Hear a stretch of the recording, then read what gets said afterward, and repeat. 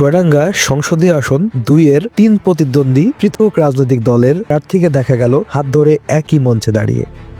বৃহস্পতিবার 2 আসনের নির্বাচনী এলাকায় জাগের পার্টির আয়োজনে দর্শনা মুক্ত মঞ্চে অনুষ্ঠিত শান্তি সমাবেশে অংশ নেন তারা। কি সেটা? আমরা চুয়াডাঙ্গা জেলার মানুষ, তাহলে আমরা কি চাই?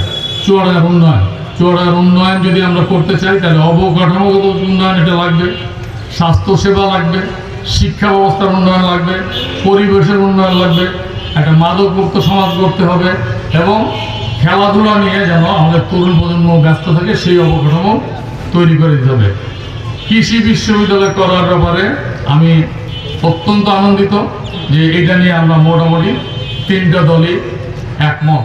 তিনি এমপি হবেন তার সহযোগিতা করতে রাজি আছি, আর আমি যদি এমপি হই তাহলে তাদের সহযোগিতা নিতেও রাজি আছি। এই যে নীতি, এই নীতিটা যেন অটুট থাকে তার জন্য আপনারা দোয়া করবেন।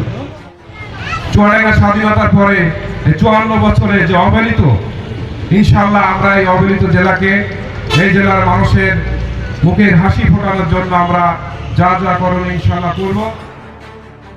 নির্বাচিত হলে প্রার্থীরা ব্যতিক্রমধর্মী সমাবেশে একসঙ্গে জেলার উন্নয়নকে এগিয়ে নিয়ে যাওয়ার কথা জানান।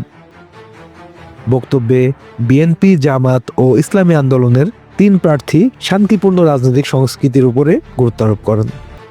সমাবেশ পরিচালনা করেন জাকের পার্টির জেলা সভাপতি আব্দুল লতিফ খান ও কেন্দ্রীয় পরিষদ জাকের পার্টির ছাত্র ফ্রন্টের সহ সাংগঠনিক সম্পাদক Ziaur Rahman. Desk report, channel ডিও নিউজ।